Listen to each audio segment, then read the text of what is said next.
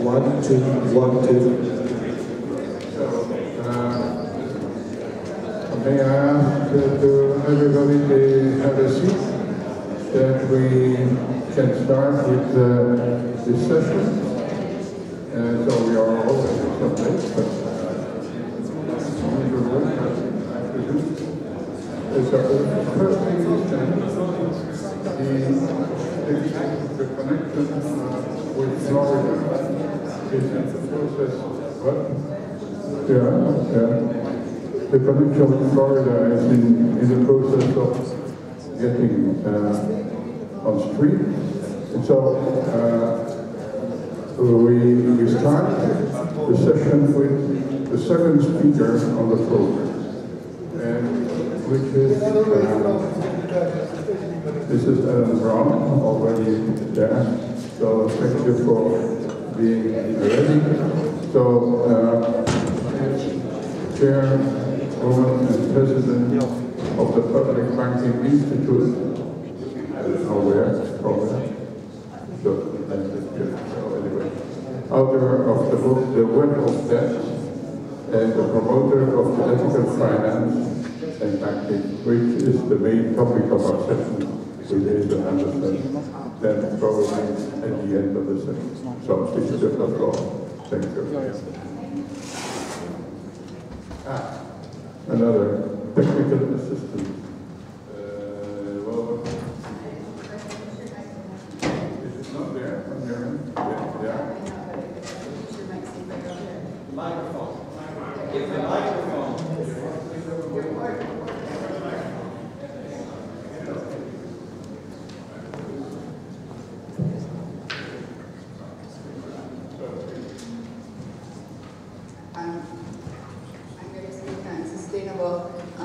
Money for a sustainable economy. Obviously what we have today is not sustainable.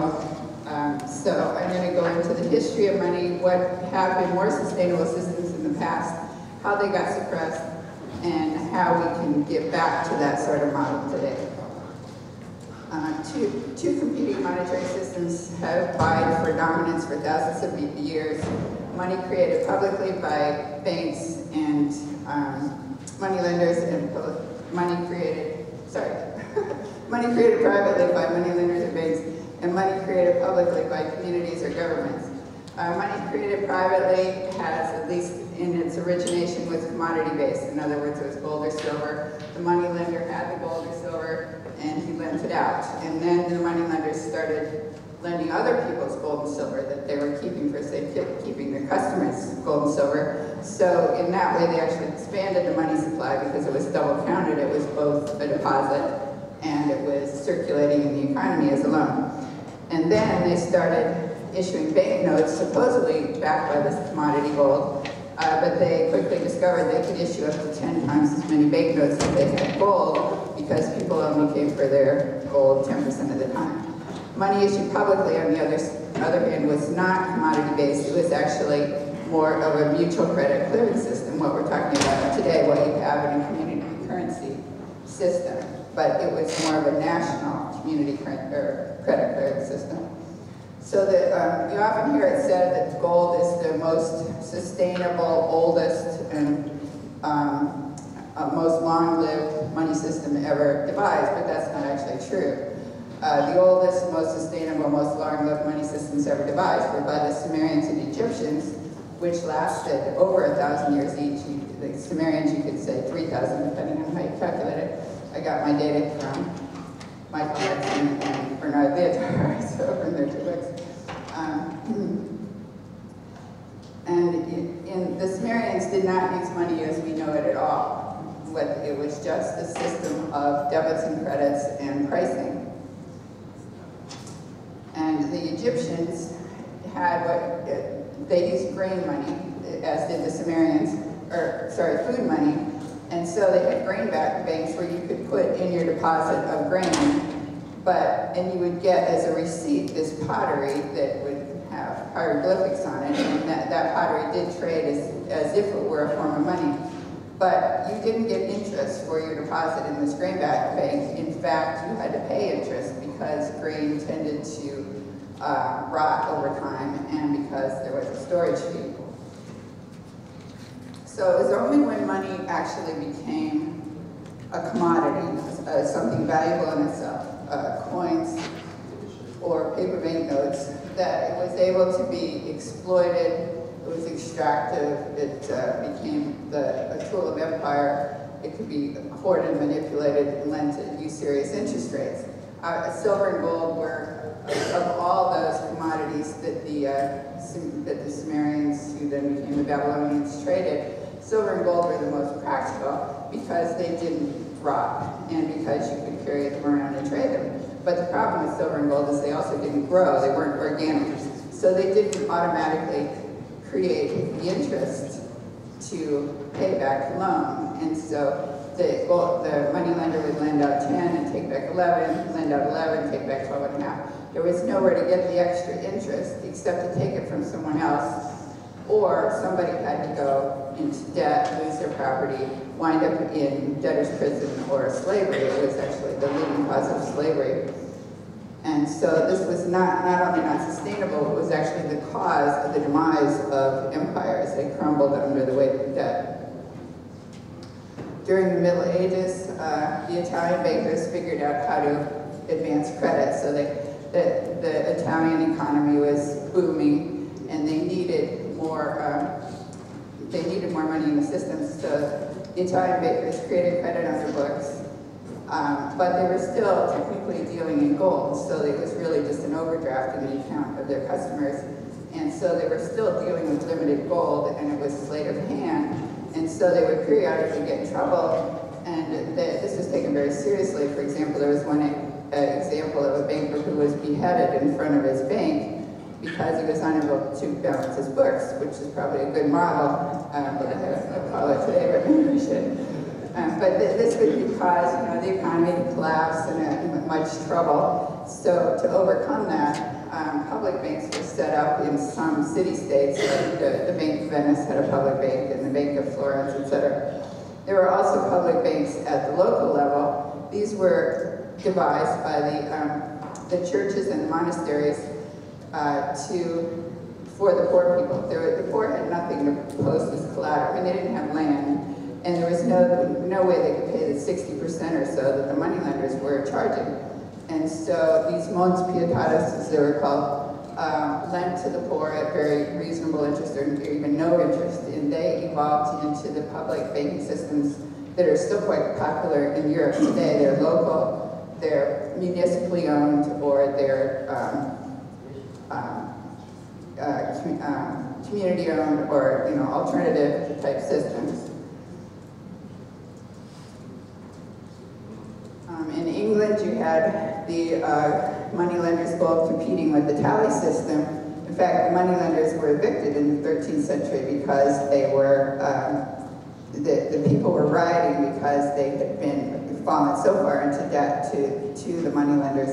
And so for a period of 700 years, what they had as an alternative, the people's currency, was a tally system. It went from 1100 to 1834, and these were just sticks that were split in half with notches on them. So obviously they did not have value in themselves. They were just like the pottery of the Egyptians. They were basically receipts delivered by the government for goods and services given to the government, either in the payment of taxes or as an advance against the payment of taxes. And so they circulated in the community as a form of money, and they could be accepted in the payment of taxes. So again, they were a unit of account rather than a store of value.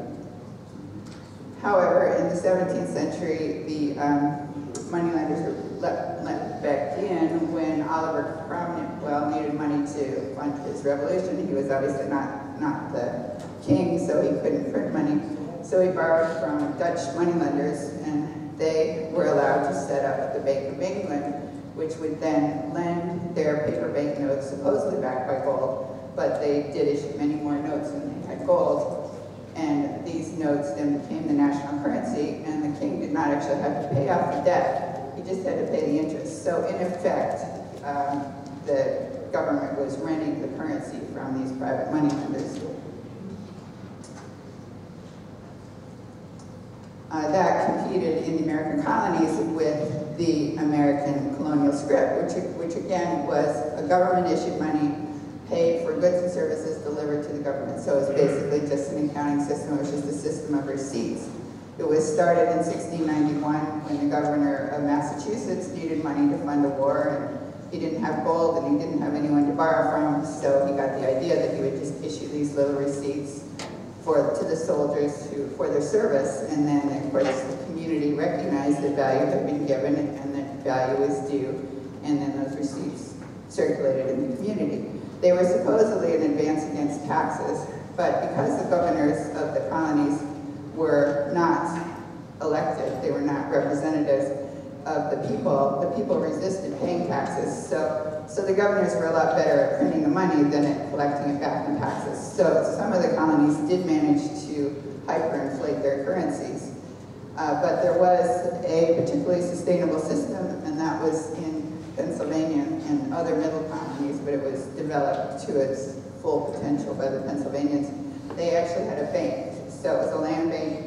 The government would issue paper scrip and lend it into the economy, so then it would come back as principal and interest. And because they were the government, they could pay a little extra in interest.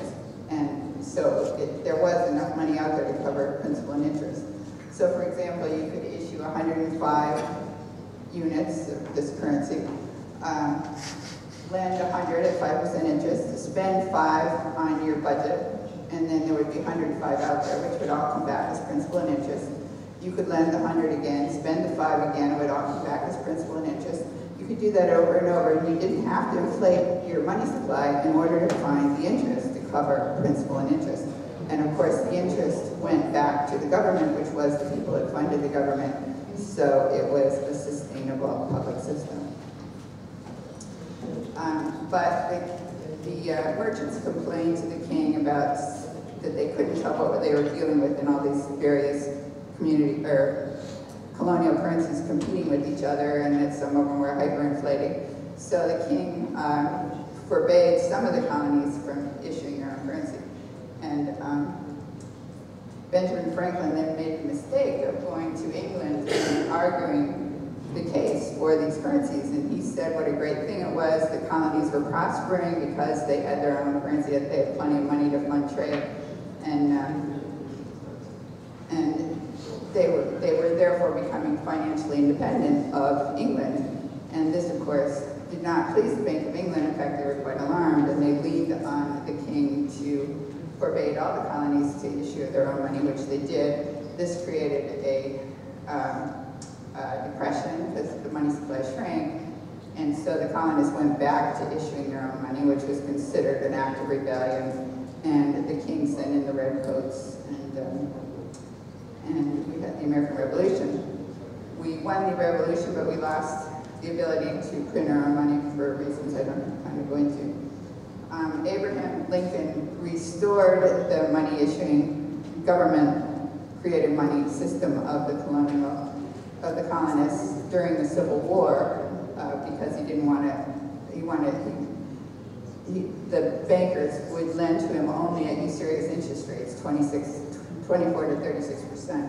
And so to avoid that, he issued his own money, and that worked very well, won the war, and there was also an unusual period of expansion during that time.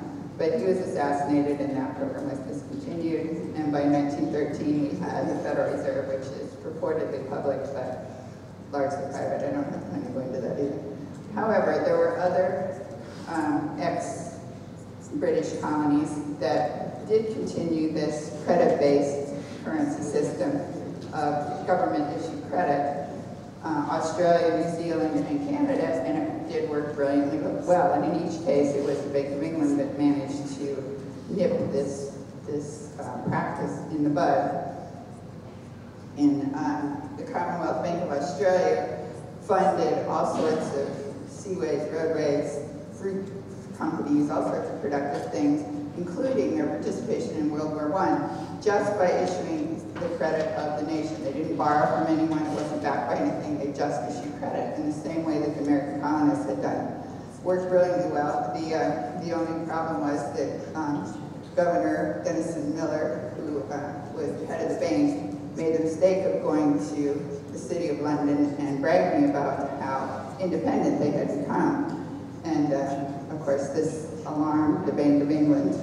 He died shortly thereafter of a heart attack, and the Bank of England set up a new system where it was the central banking system that we have today, where rather than the Treasury issuing the national currency, it would be issued by a central bank, which would lend the money to the government and to the bankers. And so, and at the apex of this system would be the Bank of England. That word, the apex of the system, was actually used in a book of the 1930s that was describing this whole development. And the word was used again. Well, the man that was sent in to reign in Australia and New Zealand was Sir Otto Niemeyer, who was a governor of the Bank of England. And he later became the head of the Bank for International Settlements in Switzerland. And the apex of the system also moved to the BIS. So the implication is it was the same system, it just moved over more discreetly into Switzerland. In 1966, Carroll Quigley wrote in Tragedy and Hope. He was a Georgetown University professor. He said he was groomed by the international bankers. He was an insider, and he was supposedly their librarian. And so he had all this 900 pages worth of data, which they wanted to keep quiet, but he thought that it should be published. So he put it in a book, which was quickly suppressed. But in it, he said, "The powers of financial capitalism had another far-reaching aim, nothing less than to create a world system of financial control in private hands, able to dominate the political system of each country and the economy of the world as a whole." The apex of the system was to be the Bank for International Settlements in Basel, Switzerland, a private bank owned and controlled by the world's central banks, which were themselves private corporations. Each central bank sought to dominate its government by its ability to control treasury loans. So that's the system we have today, and that was set up intentionally by this whole banking parasitic elite, and that is what has happened to these more sustainable systems. It wasn't that they hyperinflated and died of their own accord. They were suppressed. They were intentionally suppressed. In New Zealand, the Reserve Bank of New Zealand was set up by Otto Niemeyer, but some social creditors got into power. C.H. Douglas had visited in Australia and New Zealand and in Canada and Japan and had quite an effect. So these were social creditors who set up a system where they used the bank to issue national credit, and they funded low-cost housing and various things. They got it because they could keep the interest, because they owned the bank. That cut the cost of projects in half, so it made projects that would otherwise be unsustainable quite sustainable. That worked until the Bank of England sent their emissary who threatened to cut them off from trade with the Commonwealth if they did not cease these unsound practices, which they then did. But they had no control over Japan or Germany, which also did this system of just issuing the credit of the nation without borrowing from the international bankers. But they were stopped by war. Meanwhile, Canada was carrying on with this system. Their Bank of Canada was set up in 1935. So from 1939 to 1974, they issued credit to the government, interest-free because they owned the bank. And during that time, they funded all sorts of remarkable things, including pensions, their participation in World War II, the Trans-Canada Highway, the St. Lawrence Seaway Project, and a quite excellent system of healthcare. It's not so good today because they are now in debt. But when it was first set up, it was done with this national credit. In 1974, they quit this practice and started borrowing on the private bond market, and that's when their debt shot up. And so today it's quite high. So why did they cease that practice? In 1974, the Basel Committee was set up by the central bank governors of a group of 10 countries of the BIS, and Canada joined in that year. And the goal of the Basel Committee was to maintain the stability of the currency, and basically what that meant was you couldn't inflate your currency, supposedly, by printing money or by borrowing from your own central bank, which printed money. you had to borrow on the private market. But so the implication of that was that when you borrow privately, you're borrowing existing money. But as we know, virtually all money is created by banks in the form of loans. They actually create money when they lend. The difference is that when a private bank lends the money to the government, they charge interest, and when the government borrows from its own central bank, it gets the interest back. And the problem with the whole interest system is that the banks create the principal, but they don't create the interest. So there's nowhere to get the interest except to borrow from somebody else, or for somebody else to go into debt. So you have this giant pyramid scheme where it takes more and more debt to sustain the system until it finally collapses. Obviously unsustainable. This is a chart that was put out by a group that was arguing that Medicare and Social Security, the entitlements, so-called entitlements, are what are killing us. But you can see that what is killing us is actually the interest. It's that big yellow triangle at the top. If we eliminated the interest, the federal debt would actually be quite sustainable. In fact, as we previously argued here, we might not have a federal debt if we eliminated interest. And you can eliminate interest by borrowing from your own bank, and then you get the interest back. So borrowing from your own central bank. Right? Okay. The French, since 1973, have borrowed as much, or paid as much in interest as their debt is. So if they hadn't had to pay interest, they would have no debt. The Canadians have paid twice as much in interest as the debt now is, so they would have a nice surplus if they hadn't had to pay interest. In the U.S., the Federal Reserve only reports 24 years, but in the last 24 years, we taxpayers have paid $8.2 trillion in interest out of what was then a $15 trillion debt. So if you go all the way back to 1835, when the last time the debt was paid off, we might also not have a federal debt at all. We could, like the American colonists, eliminate income taxes if banking were a public utility, but I don't have time to go into the figures. Local governments could do the same thing. Even though they don't have the power to create money, they do have the power to have their own bank. If they borrowed from their own bank, they could borrow interest-free, and as Margaret Kennedy has argued, that means cutting the cost of your public projects by an average of 40%. We have but one bank that does that, one state that does this, North Dakota. The Bank of North Dakota was set up in 1919. It's the only state that escaped the credit crisis. It has the lowest unemployment rate in the country, the lowest foreclosure rate, and the lowest default rate on loans. But that's only one state. However, if you look globally, 40% of banks globally are publicly owned. And these are largely in the BRIC countries, Brazil, Russia, India, and China, which also contain 40% of the global population. And those countries also escaped the credit crisis.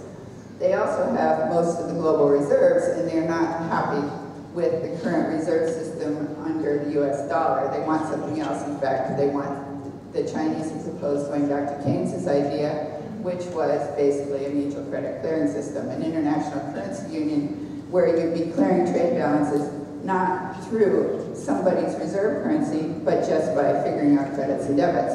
But then the question is, what would they use for a currency unit? Keynes proposed something called the banker, which would be based on a basket of commodities. Ross Jackson wrote a book called Occupy Wall Street, where he said that the problem with the basket of commodities is that commodities all rise and fall together, so it's not really a true measure of the value of the currency. Plus, it's really not relevant to what people need, goods and services that people actually use. Most people don't buy silver and gold.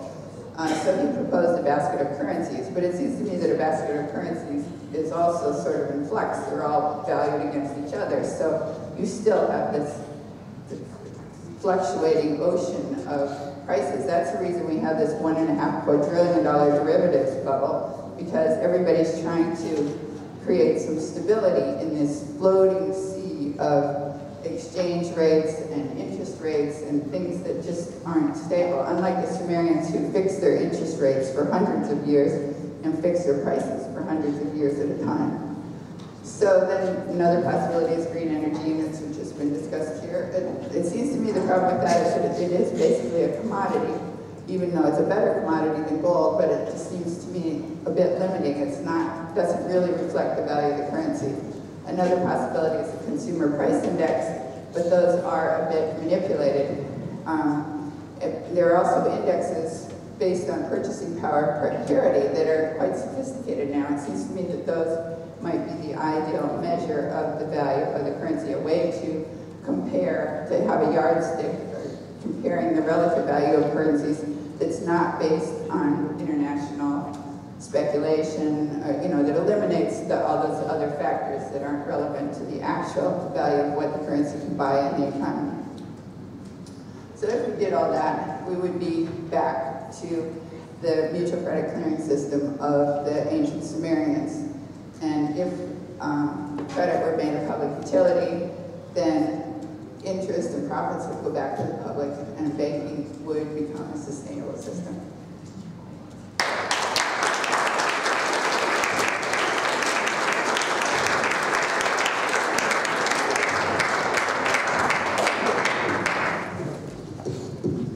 Thank you very much, Ellen, for your presentation, and particularly for the historical overview. It's very, let's say, interesting to realize that at one time, that one has an old history, and certainly the movements along history and our recent history. So in particular, the colonial period, you mentioned on the UK and so forth. So thank you very much for that. So I got the information. Okay, that's fine. Yeah, well, please, yeah. Then Asa Anderson will be online in some 3/4 of an hour or something like that. So we have time to shift your presentation to Professor Mösel. Introducing him is well known as Professor of Economy, has been rector of the University of Wuppertal and of so, and as well as among others, Vice President of the European Academy for Science and Art in Salzburg.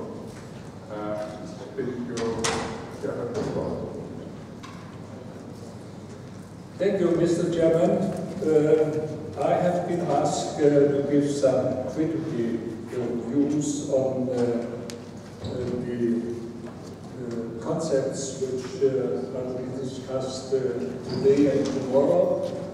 And I must confess that the critical view will not be very strong on those concepts discussed here, with which I am a bit familiar.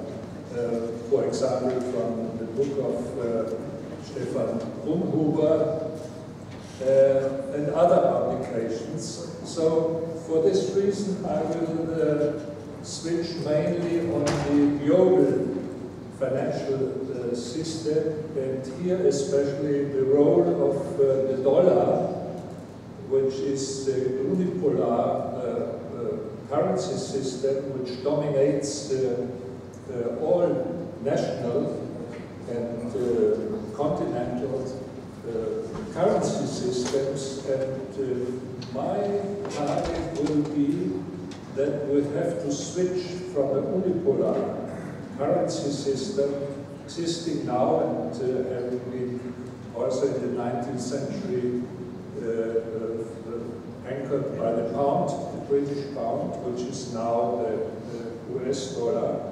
We have to switch in a multipolar system, and then we get room also for regional or smaller complementary currency system, which otherwise would be, in most cases, be destroyed by the existing unipolar currency system.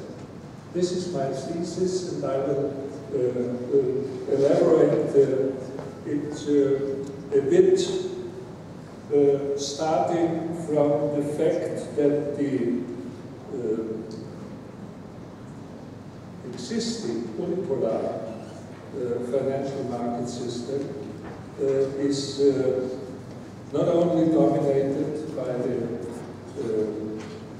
US dollar, but it is also taken over by the European system of the euro, so that the cooperation between the US system and the European system is quite narrow, and they are both playing each other, but there is a predominance of the US currency system over the European system, which means that what happens actually in Europe is mainly the result of the system in the United States, and by dominating all the global financial markets, the world financial system.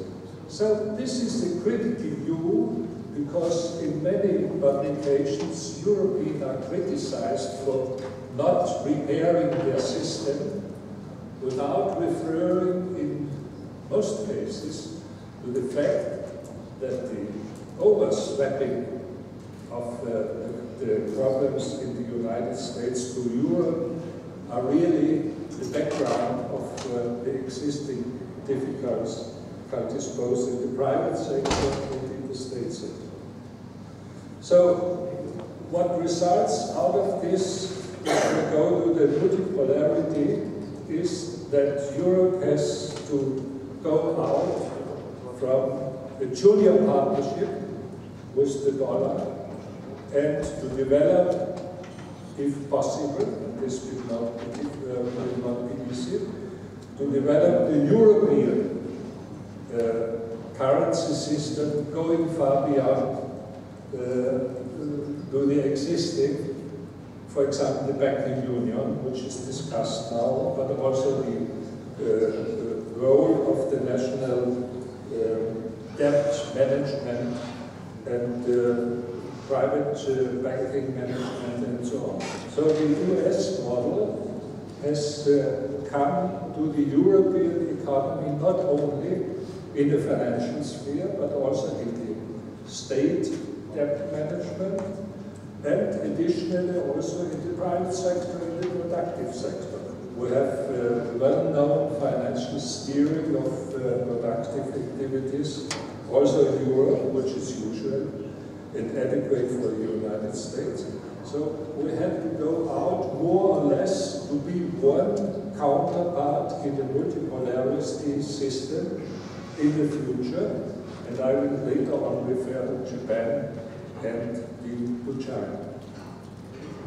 So the origins of the existing global financial system comes out from the Bretton Woods system, where the United States has very much contributed to the reconstruction of Europe, and Europe's have to be very grateful for this help after the Second World War, which was also an advantage for the United States for creating jobs for the soldiers coming back into the United States, because the demand resulting from Europe, from the help, the Marshall Plan mainly, the demand for US products was a very important help also for the United States, both for Europe. So it was the transatlantic cooperation which was very well functioning. This is more or less the Keynesian idea that demand should be created by money, and as Europeans didn't have any money because of the war, the help from the United States was creating demand not only for the United States but also within Europe. And this cooperation has ended in the year of 71, 73, when the Americans finished the gold standard, which was the obligation that the trade surplus of the European states resulted to a demand of gold in the United States. We have, from the beginning of the 60s, we have a trade surplus between Europe and the United States. And Europe wanted to refill their banks with gold, coming from the surplus, external trade surpluses. And the European banks demanded too much gold from the United States, so the gold standard, the fixing of the demand on the quantity of gold has to be finished. So, and this Bretton Woods II system, which was established mainly in 1973 on a global level, is not more adequate for the recent situation, for many reasons. Because the Bretton Woods system, too, actually reigning all over Europe and all over the world, is based on monetarism. Monetarism was resulting from the fact that the Keynesian policy in the United States in the Kennedy era resulted in more and more state debts, and these state debts had to be restrained, and the state debts couldn't be reduced for the reason because there were many wars.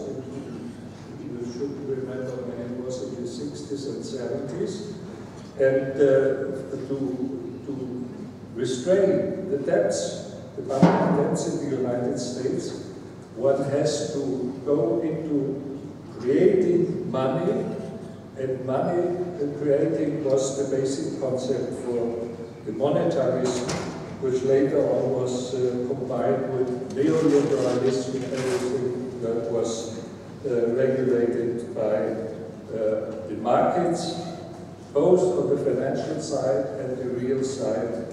And the result, I will give two examples, was that the difficulties of the United States resulted in an economic conflict, first with Japan, and second with Europe now. So first, the conflict between Japan and the United States was that the Japan economy wanted to gain global leadership.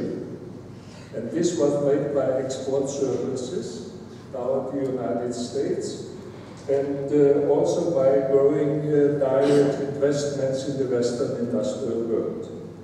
The Clinton administration in the 90s tried to have some arrangement with the United States, between the United States and Japan, but they didn't succeed because the Japanese thought they are stronger than the Americans. And in fact, they was also becoming superpower, or by some regarded as becoming superpower. So the United States had to use the financial weapon to tame the aggressive export strategy of the United States. And this was made by devaluating the exchange rates so that the exports, which were very large in favor of the Japan economy, these surpluses were invested within the Japanese economy, with the result that the shares were growing very much in prices, and especially the immobilian in Japan. But when the export didn't bring so much money as expected before. Everything broke down in the Japanese economy, and the Japanese economy in the 1967 broke down and couldn't recover until now. So the conflict in the monetary system between the two nations was in favor of the United States, but at the disadvantage of Japan, and the position of the United States could be restored. The Japanese, they are trying to have their own model, but they are not succeeding in this competition. It was mainly the Federal Reserve System which controlled the exchange rate, and one can say that the Federal Reserve System was the main actor to fight within this competition, and the result was, in any case, not for the Japans, but for the United States. So what is the lesson out of it? If you have a system which is unipolar, and one of the competitors is trying to fight this system, he can be tamed by the financial activities, mainly by the central bank, whatever the central bank is. A system which is unipolar is always in a position to tame all competitors. So this experience is made. One must always say it's not the will of the United States, but they have, as being the first currency, they have to act like this, also if this is an advantage and the disadvantage of the international economic system. So this is one example. And what is actually more interesting maybe is what happened with the European Union and the European financial system. We had in Europe the idea at the end of the 90s, after the Japan crisis, the Europeans had the idea to be the most competitive economy. Knowledge-based economy was the term of the European Commission, to be in the world. So then they started the Lisbon strategy in 2000, and the background of this strategy and the idea of the Europeans to be the first nation globally was the weakness of the US dollar in the consequence of the Japan conflict, which was in favor of the United States, but the United States were weakened also from the consequences of the former Mexico crisis, which is another smaller conflict at the global level. So Europeans had about the